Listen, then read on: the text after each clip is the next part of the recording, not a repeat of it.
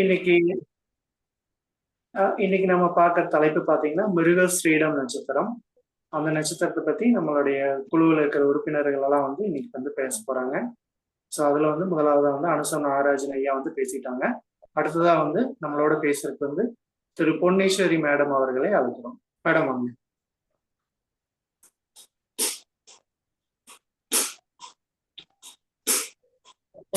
வணக்கம் சார். அல்லல் போம் அன்னை வயிற்றில் கொள்ளைப்போம் போகா துயரம் போம் நல்ல குணவதியை மாமருனை கோபுரத்தில் எழுந்தருளும் கணபதியை கைது. எனக்கு சொல்ல என்னை விட பெரிய ஜாம்பவான்கள் இருக்கிற பேச வாய்ப்பளித்தானே இருக்கும். நன்றி கூறி நான் உரையை வந்து ஆரம்பிக்கிறேன். ஆனாலும் சார் வந்து நாத்தையும் சொல்லிட்டாரு. இருந்தாலும் எனக்கு தெரிஞ்சது ஏதோ எனக்கு சொல்லி கொடுத்த ஆசான் நட்சத்திர பாலமுருகன் ஐயா சொல்லி கொடுத்தத நான் இங்க சொல்லலாம்னு வந்திருக்கிறேன். இதுல ஏதாவது தவறு இருந்தா உடனே தவறை திருத்திக் கொள்ள நீங்கள் எனக்கு வழி செய்ய. அதாவது இயற்கையிலேயே 5வது நட்சத்திரம் மிருகசீரிடம். அதாவது காலபுருஷன் தத்துவப்படி 5வது நட்சத்திரம். இது வந்து சந்திரன் பிறந்த நட்சத்திரம். சந்திரனுக்கு வந்து 27 மனைவிகள்னு சொல்றோம் நம்ம. அதுவும் இல்லாம இந்த நட்சத்திரம் அனைத்து தத்தினராலும் பேசப்பட்ட நட்சத்திரம். ஏன்னா புதிய ஏற்பாடு ரெண்டுத்திலுமே மிருகசீரிட நட்சத்திரத்தை பத்தி இருக்குது. மிருகசீரிட நட்சத்திரம் வந்து ஒரு வழிகாட்டும் நட்சத்திரம் அப்படின்னு சொல்றாங்க. அதுல வந்து யோபு வசனம் 323 பக்கம் 32வது ஸ்லோகம் 3வது அத்தியாயம். இது வந்து பைபிள்ல இருக்குன்னு சொல்லியிருக்காரு எங்க சாரு. குரான் வந்து 686. இதுல வந்து பல பொதுவான பலன்கள்னு பார்க்கும்போது இவங்க அரசு கொண்டவங்களா இருப்பாங்கன்னு சொல்லியிருக்கோம். அப்புறம் வந்து இந்த நட்சத்திரத்துல ஒரு குழந்தை பிறந்துச்சுன்னா அங்க வந்து வீட்டுல வந்து ஒரு பிரிவினை ஏற்படும். அதுக்கப்புறம் காதல் திருமணம் இவங்க வீட்டுல யாராவது செஞ்சிருப்பாங்க. வீட்டுல யாராவது காணாம போயிடுவாங்கன்னு சொல்லுவாங்க. வீர தீர விளையாட்டுல இவங்கெல்லாம் ரொம்ப சாகசம் செய்யக்கூடியவங்களா இருப்பாங்க. அது 2வது நட்சத்திரமான திருவாதிரைய வந்து இவங்க இயக்கும் போது அதாவது தேங்காய் வாழைப்பழ சீப்பு தரணும். இவங்க வாழைப்பழ சீப்பு, அப்புறம் வந்து ருத்ரன் வழிபாடு இதெல்லாம் பண்ணும்போது இவங்களுக்கு தனவரவு அதிகமா இருக்கும். அதுக்கப்புறம் வந்து மிருகசீரிட நட்சத்திரம் 1ஆம் பாதத்துல இருக்கிறவங்க அவங்களோட குணங்கள் வந்து எதிரிகளை வெல்பவர்கள். ஏன்னா நவாம்சத்துல மிருகசீரிடம் வந்து 1ஆம் பாதம் வந்து சூரியன் வீட்டுல விழும். அப்ப வந்து இவங்க வந்து உண்மையா பேசுறவங்களாவும் அடுத்தவங்களுக்கு வந்து வழிகாட்டியாவும் அதாவது அடுத்தவங்க முன்னேறதுக்கு துணையா இருப்பாங்க கூட. அதுவும் இல்லாம இவங்க செல்வந்தரா இருப்பாங்க. வாழ்க்கையில ஒரு முறையேனும் இவங்க வந்து விபத்தை சந்திச்சிடுவாங்க. அதே மாதிரி மிருகசீரிடம் 2ஆம் பாதம் ரொம்ப இவங்களுக்கு கன்னி வீட்டுல விடும். அப்ப இவங்களுக்கு வந்து ரொம்ப சகிப்புத்தன்மை உண்டு, சாந்த குணம் இருக்கும் இவங்களுக்கு. அதாவது கன்னி வீட்டுல விழுறதுன்னா பெண் அமைதியா இருப்பாங்க. அது மாதிரி கன்னி வீட்டுல ஹலோ பேசுறோம் சார். இல்ல மியூட் போட்டுருங்க சார். நீங்க மிருகசீரிடம் மிருகசீரிடம் சாந்த குணம் இருந்து. ஏன்னா கன்னி வீட்டுல விழுறதுன்னா பெண்களோட தன்மை இருக்கும் அவங்களுக்கு. அப்புறம் வந்து எதிர்பாலினத்தினரோட ஈர்ப்பு இருக்கும். அதாவது ஆண் பெண்ணிடமும் பெண் ஆணிடமும் வந்து ஒரு நாட்டமுடையவர்களா இருப்பாங்க. அப்புறம் வந்து இவங்க கண்டிப்பா மருத்துவம் தெரிந்தவர்களா இருப்பாங்க. மிருகசீரிடம் 3ஆம் பாதம் இது வந்து துலாம் வீட்டுல விழும். சுக்கிரனோட வீட்டுல விழறதுனால இவங்க ரொம்ப இனிய சொல் பேசக்கூடியவர்களா இருப்பாங்க. எளிதில் உணர்ச்சி வசப்படக்கூடியவர்களாகவும் இருப்பாங்க. அப்புறம் வந்து ஆபரண பிரியர்கள், பெண்ணா இருந்தாலும் ஆணா இருந்தாலும் ஆஹ் ஆபரணங்கள் போட்டுக்கணும்னு ஆசைப்படுவாங்க. இவங்களோட நெற்றி பெரியதாக இருக்கும். அதுக்கப்புறம் வந்து இந்த இந்த நட்சத்திரத்துக்கு வந்து மஞ்சள் சாறை அப்படிங்கிற இது பாம்பு சொல்லுவாங்க. அது இவங்க வந்து வேற வேற ஜாதியில பெண் எடுக்கிறது பெண் எடுத்துப்பாங்க. அதாவது காதல் திருமணம் செய்தோ இல்ல பெண் எடுக்கிறதுக்கு யோசிக்காம எடுத்துப்பாங்க. அதுக்கப்புறம் வந்து இவங்க என்னன்னா மஞ்சள் சாறைன்றது வந்து இந்த ஒரு விதமான வலிப்பு நோய்க்கு அதோட எண்ணெயை உபயோகப்படுத்துவாங்க. வாத நோய்க்கு, வலிப்பு இல்ல வாத நோய்.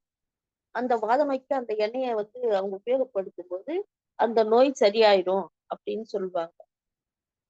அதே மாதிரி மஞ்சள் சாறையோட குணம் என்னன்னா அது வந்து இன்னொரு ஜாதிக்கு திருமணம் செய்து கொள்வாங்க அப்படின்னு சொல்லுவாங்க.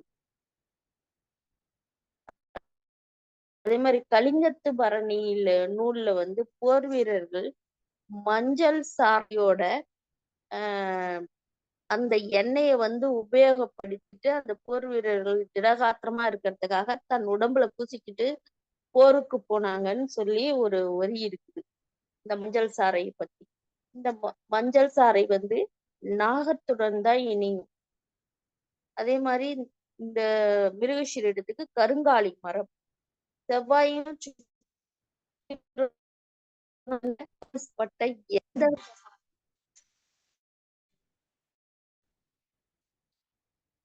விதமான பொருட்களையும் இவங்க உபயோகப்படுத்தலாம். அதுல எது வேணாலும் இவங்க உபயோகப்படுத்திக்கலாம். இவங்க வந்து ஒரு சில நேரங்கள்ல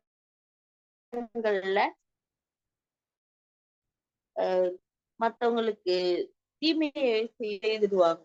அதே மாதிரி இவங்க சீட்டு போட்டா இவங்க ஏமாந்துருவாங்க, இவங்க சீட்டு போட்டா இவங்க மத்தவங்களை ஏமாத்திடுவாங்க. அந்த சீட்டு அப்படிங்கிறது ஒரு விஷயத்துல இவங்களுக்கு அது மாதிரி. அடுத்து வந்து 2வது தாரை. 3வது தாரைன்னும் போது புனர்பூசம். புனர்பூச நட்சத்திரத்துல இவங்க வந்து பொருட்கள் சேமித்து வச்சு ஆஹ் அத வந்து மத்த பொருட்களை சேமித்து வைக்காம மத்தவங்களுக்கு தானம் பண்ணி, இப்போ ஒரு கரும்பு சாறு அதுனா மத்தவங்களுக்கு கொடுத்துடணும், அவங்க குடிக்க கூடாது. அது ஏன்னா 3வது நட்சத்திரம் விபத்து தாரை. அத இது உபயோகப்படுத்தாம அது அந்த கரும்பு. அப்புறம் வந்து இவங்க வந்து மிருகஷீரிடம் பஸ் ஸ்டாண்ட் பக்கம். ஒரே நிமிஷம் சார்.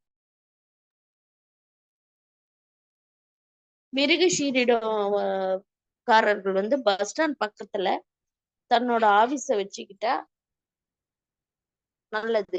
அதே மாதிரி இவங்க உலக நடப்புகளை அப்பப்ப தெரிஞ்சுப்பாங்க. அடுத்து வந்து பூச நட்சத்திரம். பூச நட்சத்திரத்தை இவங்க அதாவது பூச நட்சத்திரத்தை இவங்க இது பண்ணா, பூச நட்சத்திரம்னா விளையாட்டு மைதானம். விளையாட்டு மைதானத்துல இவங்க வந்து விளையாட்டு வீரர்களா இவங்க செழிப்பாங்க. விளையாட்டு வீரர்கள ஒரு இடத்துக்கு வருவாங்க. சரி, இவங்க நோயாளிய பார்க்கும்போது ஒரு ஆப்பிள், அப்புறம் மத்தபடி இவங்க வந்து யாருன்னா ஆப்பிள் தானம் தரலாம். ஏன்னா இவங்க விளையாட்டுல வந்து நல்லா வரணும் அப்படின்னு சொன்னா பூச நட்சத்திர. அதே மாதிரி ஆயில்ய நட்சத்திரக்காரங்க கிட்ட இவங்க வந்து எக்காரணத்தை கொண்டும் ஐடியா கேட்க கூடாது. ஆலோசனை கேட்டா அது இவங்களுக்கு நல்லது நடக்காது. அது மாதிரி இவங்க வீட்டுல வந்து ஏன்னா ஆடினாலோ அல்லது வீடோட 4 மூலையில ஒட்டடை இருந்தாலோ இவங்களுக்கு வந்து பணவரவு, அதாவது பீடைன்னு சொல்லுவாங்க, அதான் 2 தார அமைப்பு இருக்கும். சீக்கிரமா உணர்ச்சி வசப்படக்கூடியவர்கள் இவங்க வந்து ஒரு நிலையில இருந்து மனசை வச்சுக்கிட்டு அதாவது தன்னோட முடிவை தானே எடுக்கணும். அடுத்தவங்க கிட்ட ஆலோசனை கேட்கவே கூடாது. அடுத்து வந்து தெய்வ அனுகூலம் சாதகம் இந்த நட்சத்திரம் அவங்களுக்கு தரும். அப்ப இவங்க நீர் பூசணி கோயில் வந்து பெருமாள் கோயிலுக்கு அல்வா செஞ்சு தரலாம். நார்த்த அந்த ஊறுகாய் வகைகள் வந்து குபேரனோடது. அதனால அந்த தானம் பண்ண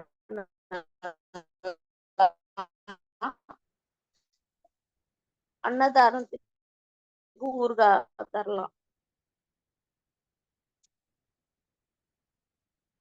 அதாவது என்னால அவருக்கு வந்து நார்த்தங்காய் ஊறுகாய்லாம் வந்து தானம் பண்றது நல்லது. அதனால பூரட்டாதியோட அதாவது 3வது நட்சத்திரங்கன்னா பூரட்டாதியோடது நல்லது செய்யும் அப்படிங்கிறது. அடுத்து வந்து பூர நட்சத்திரம் மகத்துக்கு அப்புறம்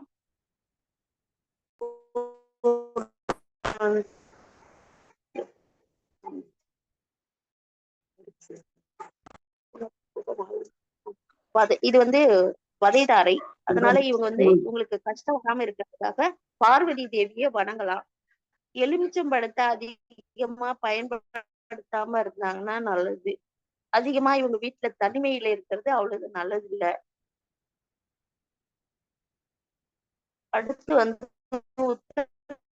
நட்சத்திரம் மிருகசீரிட நட்சத்திரம் ஒரு இடத்தை விட்டு ஒரு இடத்துக்கு போய் வாழறதுக்கு, அதாவது இது மித்திரதாரை, அதிமித்திரதாரைன்னு சொல்லுவாங்க மித்திர நட்சத்திரம். அதனால இவங்க வந்து ஒரு இடத்த விட்டு ஒரு இடத்துக்கு போயிட்டு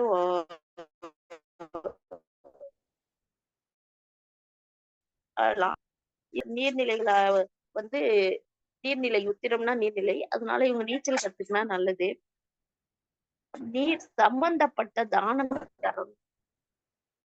நீர் சம்பந்தப்பட்டனா இப்ப நீர்மோர் தரது, அதாவது வெயில் காலத்துல நீர்மோர் தானம் தரது, அப்புறம் வந்து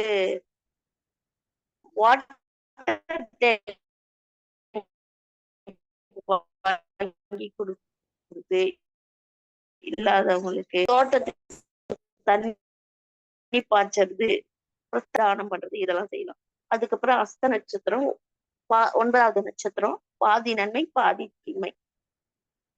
இவங்க வந்து புரோக்கரேஜ் பண்ணலாம்.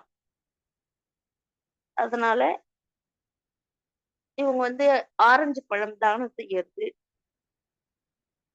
இத போல ஏதாவது செஞ்சாங்கன்னா உங்களுக்கு வந்து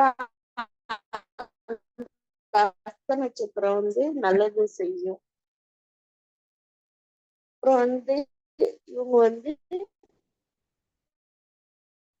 வீட்டுல வந்து மரப்பொருட்களை அடிக்கடி வாங்கி மாத்தி வைக்கிறது, அப்புறம் கைவினை பொருட்கள் வியாபாரம் செய்தல், இதெல்லாம் இவங்களுக்கு நல்லா இருக்கும். இவங்க வீட்லயோ இல்ல இவங்களுக்கும் 2 தாரம் ஏற்படும். அதற்கு அஸ்தம் வந்து அந்த இடத்துல வேலை செய்யும். இவங்க அதான் நோயாளிய பார்க்கும்போது இவங்க ஆரஞ்சு பழம் வாங்கி அவங்க கையால தரும்போது நோய்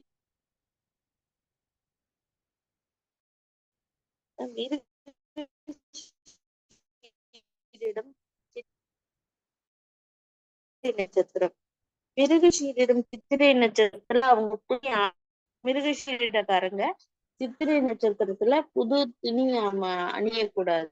ஏன்னா அது 10வது நட்சத்திரம் வருது. அதனால அந்த துணி வந்து கிழிஞ்சு போறதுக்கோ இல்ல வேற ஏதோ ஆகிறதுக்கோ வாய்ப்பு இருக்கு. அதனால அந்த துணிய துவச்சி அயன் பண்ணி வைக்கிறது ரொம்ப நல்லது. இவங்க வந்து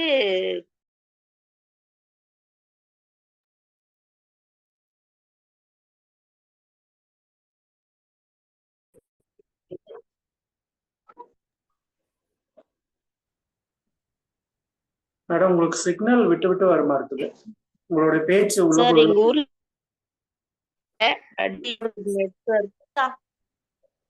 திடீர்னு மழை, இடியுடன் கூடிய மழை. சரி, ஓகே ஓகே பேசுங்க மேடம். நான் முடிஞ்ச வரைக்கும் பேசுறேன். ரொம்ப கேட்கலன்னா சொல்லுங்க, வச்சுறேன். இல்ல பேசுங்க மேடம், ஒன்னும் பிரச்சனை இல்லை, பேசுங்க. சித்திரைக்கு அதிதேவதை வந்து காமாட்சி அம்மன். இவ பெண் தெய்வம். அதாவது மன்மதன் வச்சிருக்கிற அத்தனை இதையும் வந்து காமாட்சி அம்மன் வச்சிருப்பாங்க, அந்த ஆயுதங்களை. இவரை வணங்குறதுனால அவங்க செய்ய தகாத செயல்கள் ஏதாவது செஞ்சாங்கன்னா அது தவிர்க்கப்படும். இங்க வந்து செவ்வாய் செயல்படுது. அதனால இவங்களுக்கு பிரச்சனைக்குரிய பப்பாளி பழம், சாத்துக்குடி இதெல்லாம் சாப்பிடக்கூடாது. அன்றைய தினம் சாப்பிடாம இருந்தா நல்லது. அடுத்து வந்து மிருகஷீரிடம் சுவாதி நட்சத்திரம். அது வந்து அதனால என்ன ஆகும்னா தன் இனத்திலேயே தன் சமுதாயத்திலேயே அவமானப்படுவார்கள். அதனால இவங்க அவமானப்படாம இருக்கணும்னா பிறகு அப்புறம் ஹோமத்துக்கு சமத்துக்கட்டு,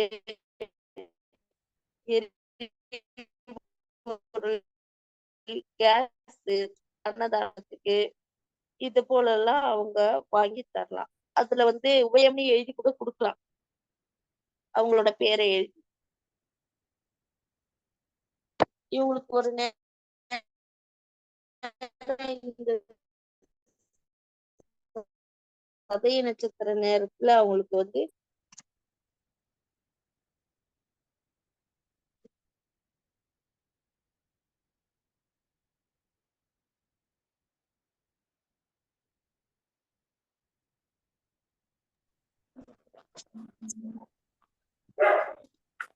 மேடம் ஒண்ணுமே கேட்கலைங்க. சார் ஒரு நிமிஷம். Okay okay okay madam.